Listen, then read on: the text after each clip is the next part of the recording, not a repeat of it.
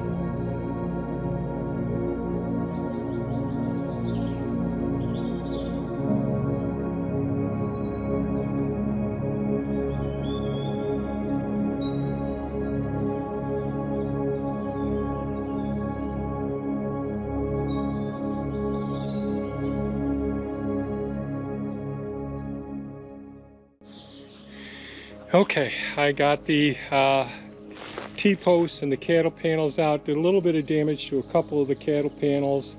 Got a lot of this material up. There are pieces of tape from the cardboard that was heavily mulched a few times over here that was inside of the tunnel.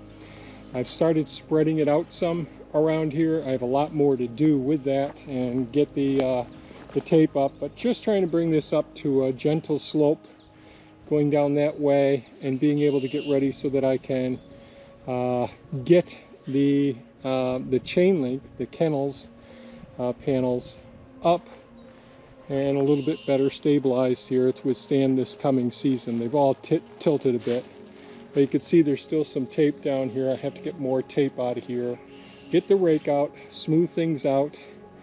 I'll probably take some more wood chips and dump them. There aren't many, but there's a little bit up there, so that when I pick up these kennel panels, things will smooth out some. I don't know the ultimate design here.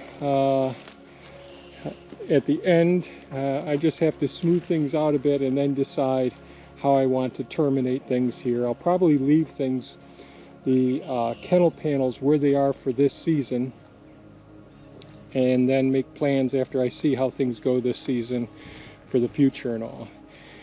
But the goal here is to get this ready for whatever other perennials we want to be growing over in this area. And this will be a pretty good, nice site for that. So we'll see how things work out. So far, so good. There is a lot of good compost over in here, but also lots of recently broke down wood chips, cardboard, and other food waste that we, food that we was getting too long in the, getting too old, stored too long in the root cellar and in the freezers when we emptied those out last year and the year before. So there's a lot of that material that's broken down in here amongst the wood chips and all the paper products as well. So still have more work done, but at least the cattle panels are out. They're over there in the outdoor kitchen area. I've got to flame those to get a lot of the dried off bean material off of them. And at least I've got the kennel panels now, not the kennel panels, the cattle panels now, that I can go ahead and do some fencing with them, get them straightened out. So that's where we are so far. We'll keep up the work around here as we can. I'm gonna go rest my back some now. You folks have a super fantastic day and stay safe. Bye-bye now.